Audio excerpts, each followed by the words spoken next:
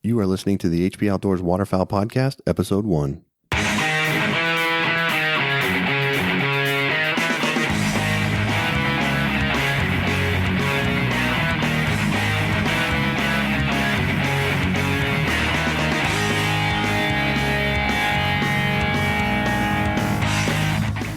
This week on the HP Outdoors Waterfowl Podcast, we will introduce you to the show.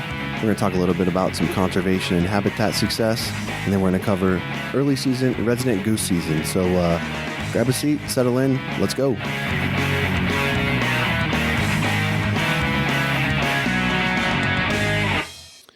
All right, welcome to the show. My name is Josh Palm. I'm a co-owner of HP Outdoors and your host for the podcast here. This podcast is going to be designed for the waterfowl hunter and is going to be your one-stop shop for all things waterfowl and waterfowl hunting. We're going to cover lots of different segments, tips, things that we hope that you will find useful and entertaining, and you may even get a little tip or two that you'll be able to use next time out in the field. Joining me on the podcast is going to be my co-host, Dan Harushka. Dan is also a co-owner of HP Outdoors, and he'll be joining me on the show every month when we bring it to you and talking about the different things in the industry. So I'll go ahead and ask Dan to share a little bit about himself with you here. Well, guys, we're excited to get this started, and just a little about myself. I grew up in Northwest PA, hunting, fishing, spent a lot of time in the whitetail woods, did some bear hunting with family, small game, a lot of rabbit, a lot of pheasant hunting, a lot of trout fishing. Didn't do too much waterfowl hunting in high school, absolutely none in college, but when I got out of college and I guess I got my bearings a little bit, got into waterfowl with some friends, and it's in my blood. I love being in a duck blind or laying in a field with my buddies and getting after them. So it's something that's near and dear to me now, and I spend a lot of time doing it. I love it, and let's talk about it. Yeah, just like Dan, I'm in a very similar situation. Grew up in Northwest Pennsylvania, primarily a deer and turkey hunter. And, I only got into waterfowl hunting really because deer season would end on the first Saturday of January. And, I just wasn't ready to hang it up yet. I was looking for ways to extend the season and stay outdoors longer, which led me to waterfowl hunting, which was a challenge because I didn't have a mentor or, a buddy that did it. So it was something that I had to learn on my own through a lot of just trial, tribulations, and frustration. So through that, I think I've learned a lot of good tips and, a lot of heartbreaking stories that I'll share with you guys, as we go through the show here. So, I'm hooked now. It's my primary focus. I don't deer hunt near as much as I used to because I spend a lot more time chasing waterfowl. I still love the turkey hunting, and hopefully we'll get a chance to talk a little bit about, some turkey hunting in the spring, because I know a lot of waterfowlers that do that as well. So hopefully we'll get to cover a little bit of that. And, we've been fortunate enough that our passion for waterfowl hunting has led Dan and I to starting HP Outdoors. And we've done a couple different things with that company, and we've got some other things coming down the pipe. So we encourage you guys to check us out on hpoutdoors.com and see some of the other stuff that we have going on. One thing that we want to make sure that we're pretty clear about is, we want this podcast to be something that's engaging for you, the listener. So if there's something that we're not covering or that you would like to see us cover better or something that you would like to see us include, please feel free to reach out to us. We're on Facebook. We're on Twitter. You can reach out to us through our website at hpoutdoors.com, or you can email us directly at info@hpoutdoors.com. So please feel free to reach out to us, and we'll do our best to get you guys content that you want to hear. So without further ado, Dan, I think we should just go ahead and get into the show, and we'll start it off with our first segment of the day here. Do it.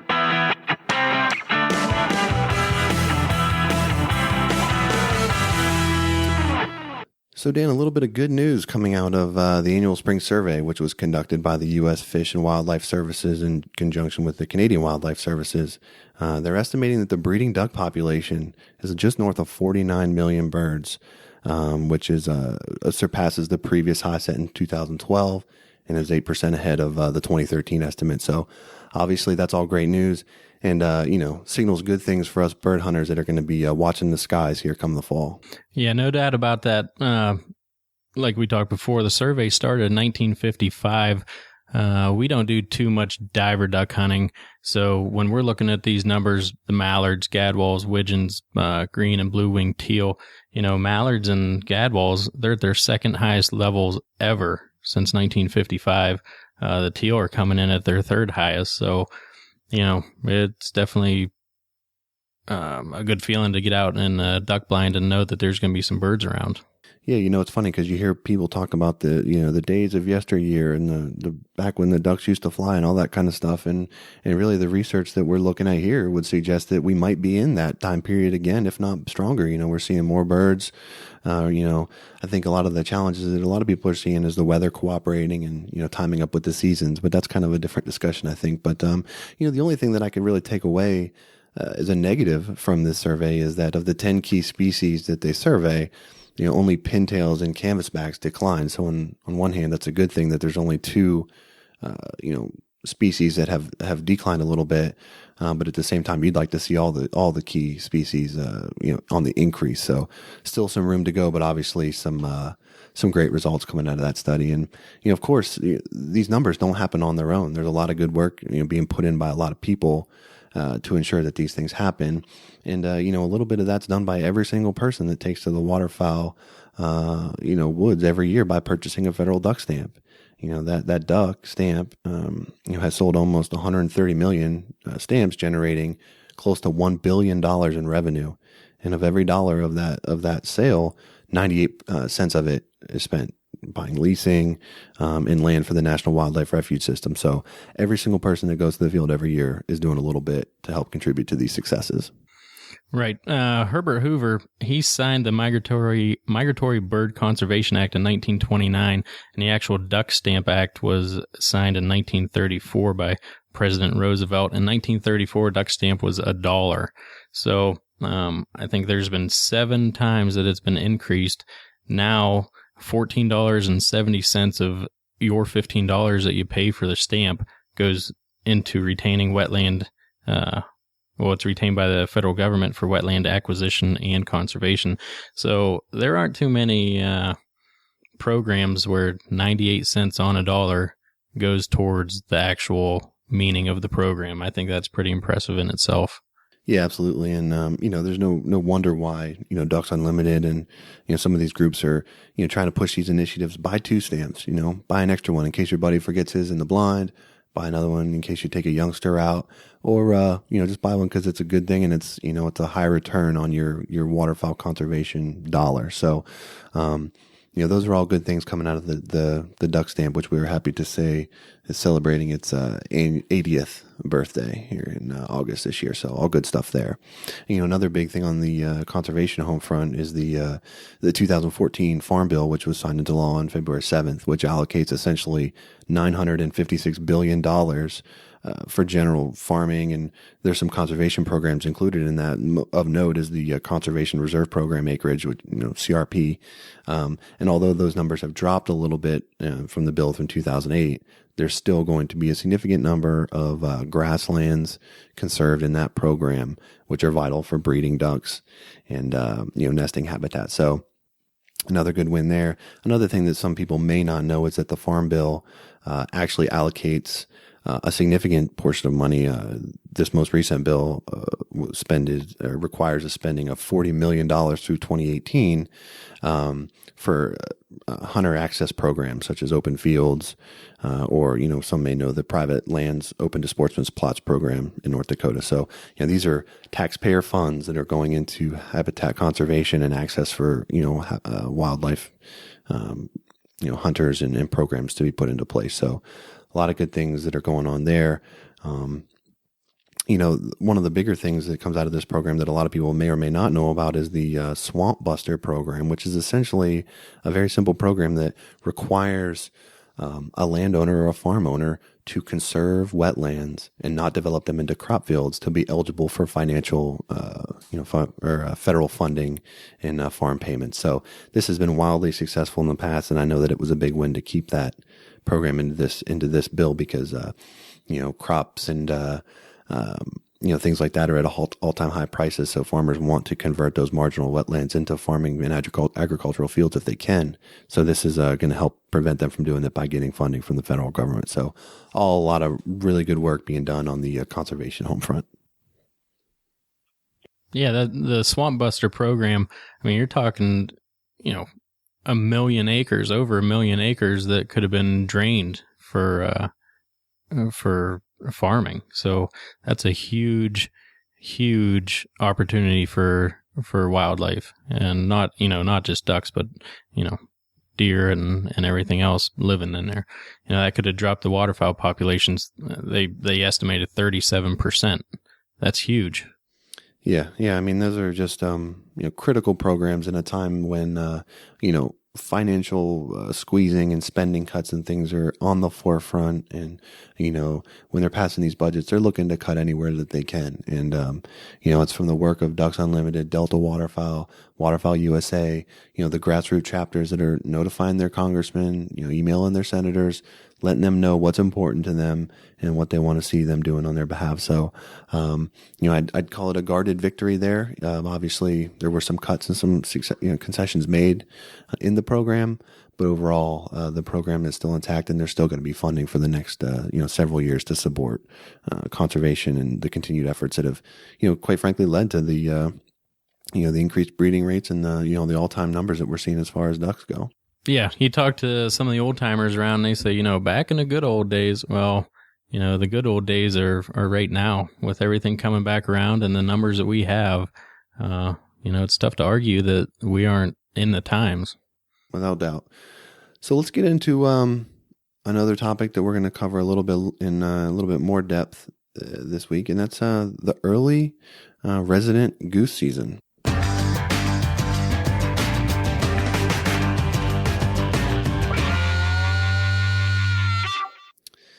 All right, Dan. Conservative estimates place the U.S. resident Canada goose population between 3.5 and 5 million geese. And there are at least 39 states now that are offering, early hunting seasons for Canada geese. There's a bunch of different reasons why I love hunting early season Canada geese, and we're going to get into some of those. But I'm going to tell you my number one right now. It's the fact that I've been sitting here all summer thinking about waterfowl hunting every single day. And now it's finally here. I finally get to get back out in the field, get in the blind, and start chasing birds. I've been cleaning decoys. I've been cleaning blinds, brushing blinds, practicing my calling every day in the car, driving my wife crazy, that kind of thing. It's finally here. We're on the doorstep. We're ready to get back in the field. Yeah. Hey, you can only clean your decoys so many times, right? So they're really clean. But, like I said, I just can't get enough of it. And, it's one day closer to the season starting. So, obviously for me, it's just getting back out there and getting after it. But, like I said, there is a ton of things to love about the early goose season. Tell me about some of your favorites. Number one, the high bag limits. When we start out, we're not as high as New York. We're not in a 15 per man range, but where we hunt opening day and early season, we're at 8 a man. And, that's a good time. 8 birds, and that's a lot of time out in the field. So besides that, you get the warmer weather. It's good to get kids out. It's good to get some grandparents, older folks that can't handle the cold. Get them out there and let them enjoy what they always have. On top of that, we have quite a bit of banding that goes on around here. So it never hurts to see a little bling in the field, and that definitely gets you excited when you see the family groups with multiple bands in the field. Yeah, no doubt. I mean, the bag limit thing is something that is, is interesting because, we're both from Pennsylvania and we still hunt primarily Atlantic Flyway, and I now live in Virginia, but I come back up there and hunt with you a good deal up there in Pennsylvania. And in the early season here in Virginia, we can shoot 10 birds per man in the early season. Into the regular seasons as we get going, it drops down to 3 birds. Some sections of the state are 2 birds, and comes back up into 5 later in the season. So really, there's just no other opportunities like this where you get to go out and you really get to, get some trigger time if you can get into that number of birds and really have a good shoot and have a lot of fun. The warm weather is just great too. It's nice. As waterfowlers, we battle some of the worst weather conditions that, Mother Nature can throw at us. But, it's nice to be able to go out there and relax in a nice warm field and not be freezing, because we all know when we're out there that it's coming, and we look forward to that to some degree, but at the same time, we know we're about to be cold for a little while. And then, like you said, the van thing, I mean, there's just no other opportunities where you can pull in a family flock of birds and they could all be banded, up there in Northwest Pennsylvania where we hunt. It's not uncommon to have a family come in and knock down, 6 or 7 birded bands on a pass. So, or banded birds on a pass. So, really great stuff, really cool opportunities. The thing is, it still is waterfowl hunting. It's not like you can just walk out to a field, lay down in your blind, and birds are just going to come feet down, with reckless abandon. You still got to put in the time, and you still got to do some of the key things that, you got to do every season, whether it be early, mid, or late. And that first, the first thing, and you hear this all the time, you can do whatever decoy spread you want. You can call whatever, call you want to use, whatever flag you want to wave, whatever it is. But your most successful thing to get on birds is going to be on the X, Right. Scouting is definitely number one. Depending on the field, even the section of the field is important, and that's a huge part that, a couple of the guys up here spend a lot of time doing. You put miles and miles on every day just to find that X. And, like you said, you can wave a flag, you can do all the calling you want, but if the birds don't want to be there, you're not going to have a successful hunt. Yeah. And unlike in the late season where you might have migratory birds coming through and they're, hitting their spots periodically and they're erratic and they're moving on, these resident birds, a lot of times you can pattern them well into, August, and they're going to be hitting these same fields, same groups of fields, roosting in the same areas. So it's just a more predictable flight. You should be able to tell a lot better what time, they're getting up off the roost, what time you expect the numbers of flights, the number of birds you're seeing per flight, how many birds you're seeing in the field. Like those numbers should stay fairly consistent, with those resident family flocks. So obviously huge benefits to being on the X, and where the birds want to be. Another tip on the scouting, scout at the time that you're going to be hunting. Birds could go to one field in the morning and in the afternoon, they could be at a totally different area. So if you want to hunt in the morning, put your miles in then and see what the birds are doing. For sure. Yeah, that can't be understated. I mean, if you go out and, scout for 30 minutes on your lunch break, chances are you're not going to find birds where they're going to be at first light, on that opening day. So really good point there. Another thing too is, in the early season, if they're coming to food and they're on a routine, a lot of times you can almost keep your calls in your pocket. You obviously give them a little bit, keep them online, that kind of thing, but you don't need to get out there and light them up like you're on the contest stage for that opening morning. If they've been hitting that same field for the last 2 weeks every day. So, just read the birds, be mindful of what you're seeing, listen to that lead bird, see what they're doing and keep them online. Obviously you need to keep in mind, are these birds that are coming off the roost and, they're coming to your field on their routine pattern, or is this a flock that just got shot at, a couple fields over, and now they're kind of scrambling and they're looking for a place to set down and they're a little disheveled. So obviously you got to read that a little bit, but if they're unpressured birds that are coming right off the roost, I mean, hey, don't shoot yourself in the foot. Don't overdo it. Right. The first thing you want to not do is just grab your call and, go through a contest routine, because more than likely they're not going to respond well to that. Listen to the lead bird, base your calling according to that. Most of the time, in early season, we just mock whatever we hear. So if you hear a honk, you honk back, and it's pretty successful. You don't have to go in and show your best stuff on opening day. And more than not, it's going to hurt you if you do. Yeah, no doubt. Especially, when you got a lot of people in other fields and they might just be getting shot at and they're hearing calls at every field they go to, sometimes it pays to be a little bit different, sort of on that same line.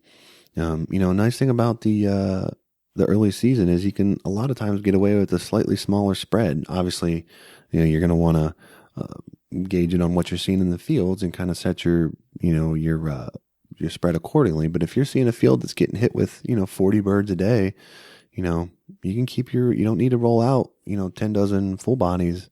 like you're setting a snow goose spread. You can set your decoys in family groups. 5, 6, 7 birds. Space them out. Give your flocks plenty of land, room to land, that kind of thing. But you don't have to go crazy on the equipment either, which is nice. Everybody likes to be able to kind of hike it into the field and not have to spend 2 hours setting up decoys. Yeah, I mean, it's kind of like us. If it's wintertime, you want to be with, cuddled up. You want to stay warm, and that's kind of what the birds do too. You're going to find them in, tight groups, and when it's warm out, like we do, we're outside and we're spread out. We don't want to be touching people and getting all hot. Like, they want their room too. So, family groups are going to be spread out a little bit. And it's just something to look for. And if you put the scouting in, you'll see it. And just like you said, kind of set up according to that. Yep. And just to jump back a little bit too, when we were talking about calling, early in the season, it's not uncommon to hear those family groups being a little bit more vocal between themselves. So if you're hearing that in your field when you're scouting and stuff, you may be able to employ that same kind of technique, when you got birds working the spread. Obviously the whole goal is to be realistic. So they might not be all grouped up and bunched up together, but there's still going to be some vocalizations going on, between those small family groups, as they're commuting with those younger birds that are still trying to, be from this year's hatch and that kind of thing. So, just another little tip there to keep in mind when you're out there scouting. Keep your ears out for that kind of stuff. Another, this is almost counterintuitive for me to say this because, as waterfowl hunters, we're used to getting away from pressure and trying to find the secluded spots where birds aren't going to be getting shot at and that kind of thing. But in the early season, there can be a lot of benefit to hunting those weekends, hunting those Saturdays when there's guys in a bunch in the other fields. Yeah, definitely. When birds are getting shot at, they're up and they might head for safety and that might be your field. So,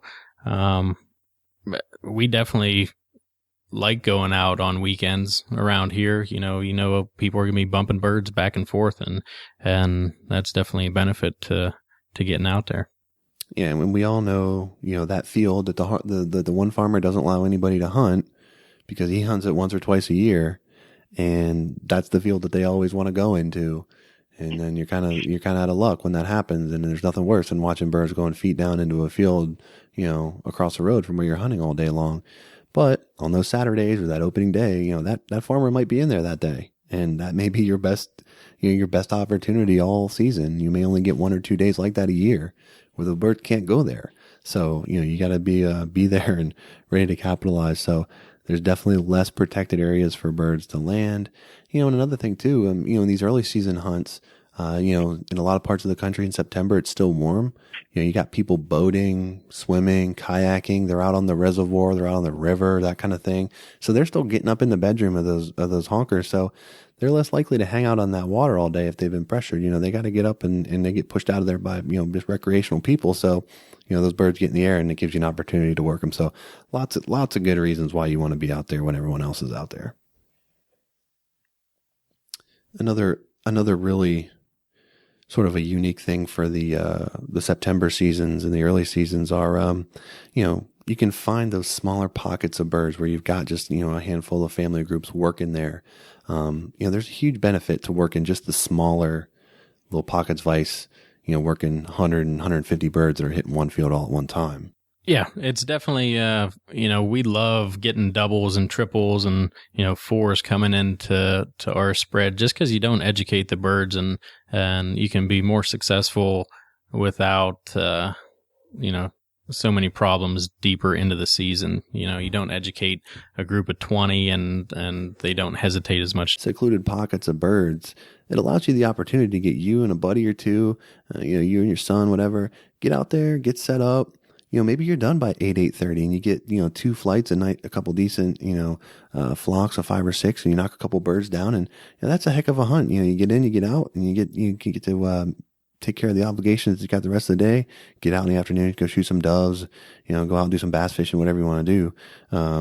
So that's a great opportunity that, you don't necessarily get the opportunity to have in the late season when it's cold and, the birds are going to hang on the roost a little bit longer and they're, you're sitting out there freezing and you don't know when the flight's going to take place if it happens at all.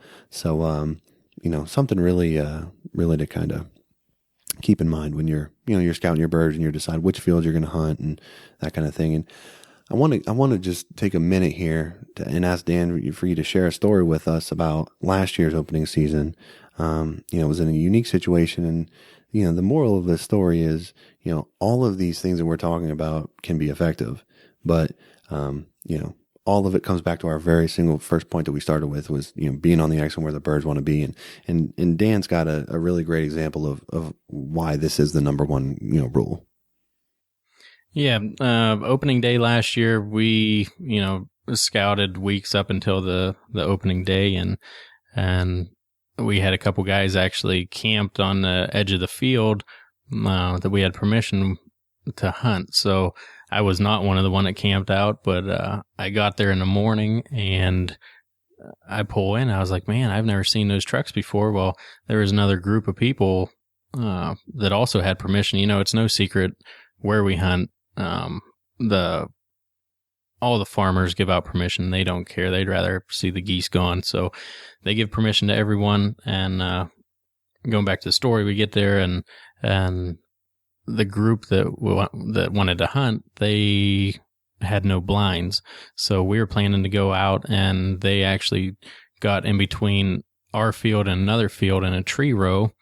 And as we were setting up, I think there were about 2 or 3 other trucks that pulled in, and it was actually the landowner's grandkid and a couple of his friends that also wanted to hunt. And we asked them to join us, and they said, no, we'll just go down to the other end of the field. Well, we ended up with a really successful day, and it wasn't because they, we didn't have a better spread than them, but, going back to the scouting and being in that certain portion of the field, we were where they wanted to be, and we knocked quite a few down. So yeah, that was a pretty good story. It started out, it's easy to lose your temper in a situation like that and get mad and just pack up and leave. But if you put the time in and you know where the birds are going to be, stick it out, invite them to hunt with you, or if they want to go elsewhere, they can go. But, be a team player, be a sportsman, and get out there, and, most of the time it's going to pay off. Yeah.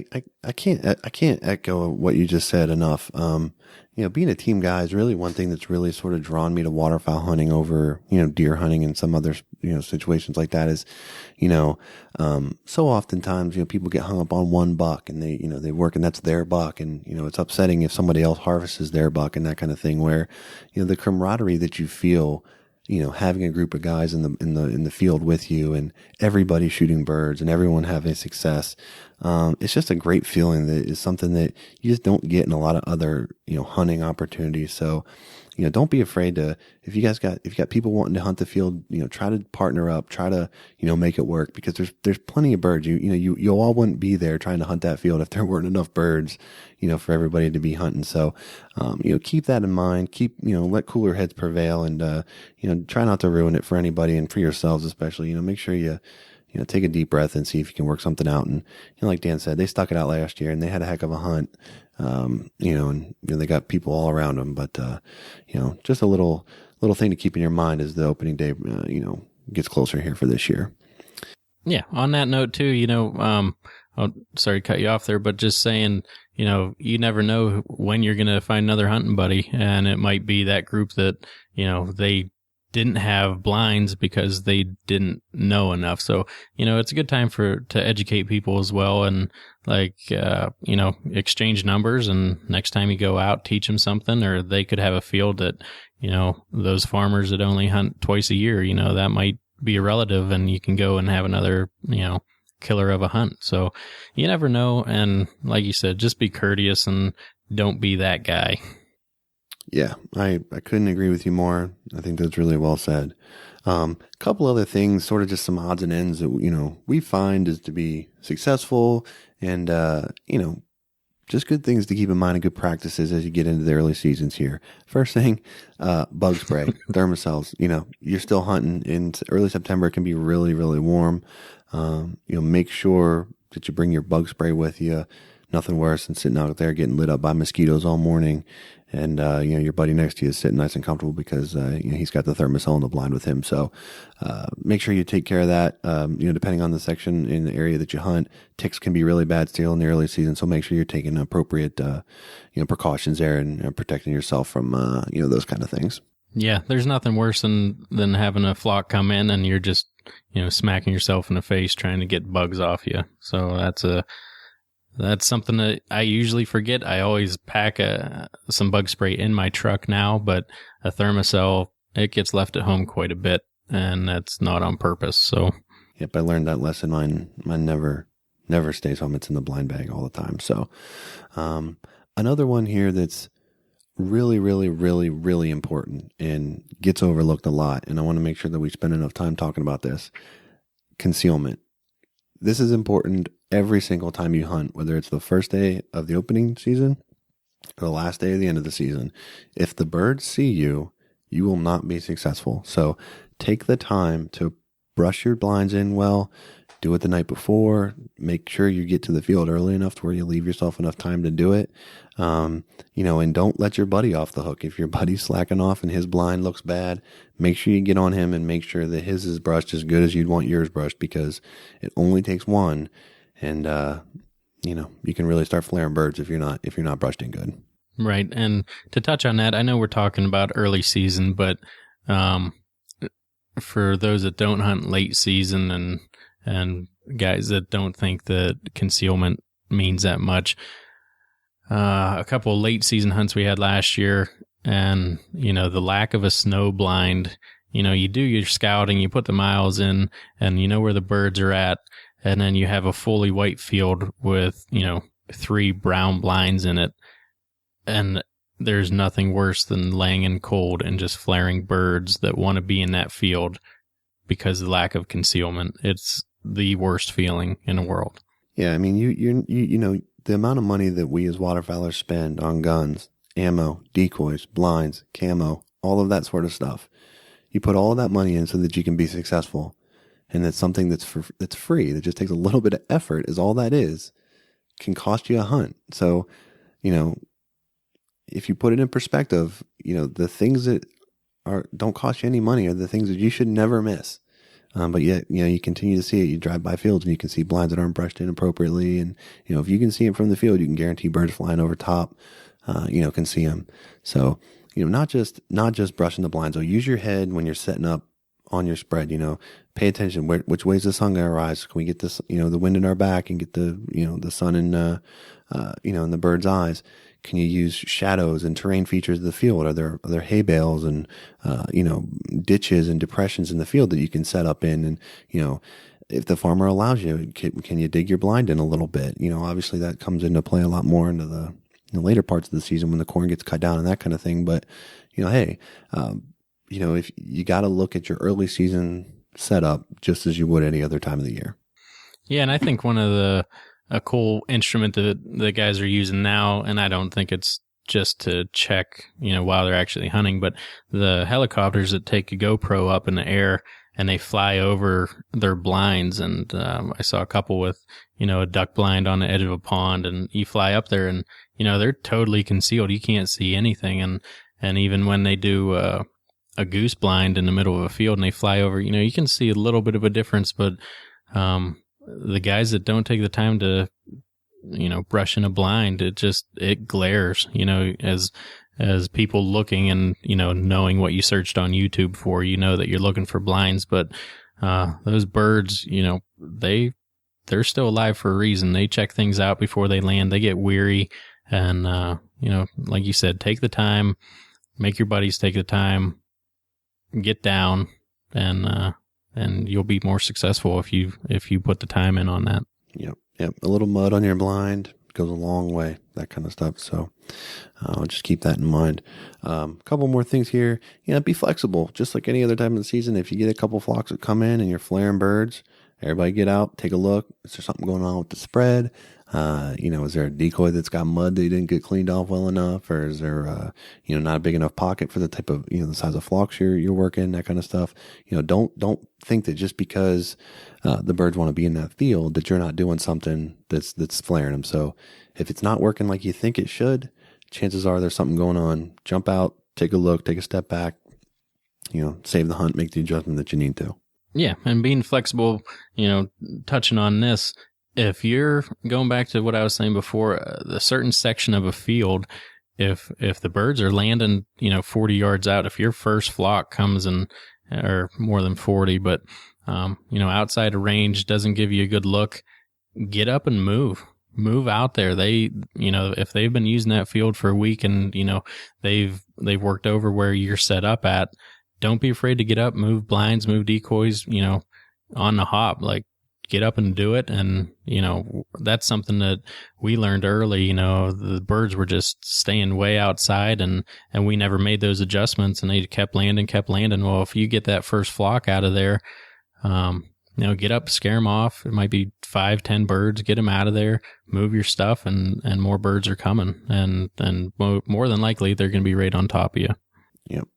That's a good point for sure. Another thing that I like to always remember is, decoys have obviously come a long way over the years, and they've really become really lifelike, great motion, all that kind of stuff. When we were talking about being in the right spot and not overcalling and that kind of thing, what can be as effective as your call around your neck is the goose flag that you got in your hand. That type of motion right there can be as effective as anything else that you can take with you. So do not forget the flag. If you got a couple people working flags, don't just hand the flag to a guy that can't run the call just to make him feel like he's included, because flagging is super important. So make sure that whoever's got the flag or whoever has the flags, make sure that they know what they're doing when they need to hit them with it, when they need to be a little more subtle, and that you're using that appropriately, because that'll separate you from the field over that's got guys in it that aren't using flags. I can promise you that. So that pretty much covers our early season goose wrap up. We hope that we covered that pretty thoroughly for you guys. Maybe there's one or two things that you hadn't thought about or hadn't used in the past. So hopefully those are good tips and just things that get you a little juiced up and a little fired up for the season approaching. So let's go ahead and transition again here, and let's talk about our parting shot. So one of my favorite things about this time of year is the catalogs that you get from Cabela's and Max Periwing, Final Flight Outdoors, Rogers, whoever your store choice is. I love getting these free magazines from these stores. It comes out with all this gear, and I just sit there and I leaf through these. But it comes out right at the right time of the year where I'm just ready to get out there and hunting. And these magazines come, and it just helps me get that last little bit of summer out of the way. So I got my catalogs out. I'm making notes on what one I want to buy and things that I like. And I like seeing some of the transitions from the years in the past. And I tend to save them, and I'll go back and compare calls and decoys and stuff, and just see how things are changing, see how the industry is progressing, see how prices are changing, things like that, and who's new to the game, who's been around, who's being innovative, who's not being as innovative. So a lot of great information out there. It's all free. Just something else to sort of get you over the hump here as the season approaches. So if you don't get them, get on their website, sign up for them. They're all free, and I promise you it'll give you a little reading material between that last month of summer till the season starts.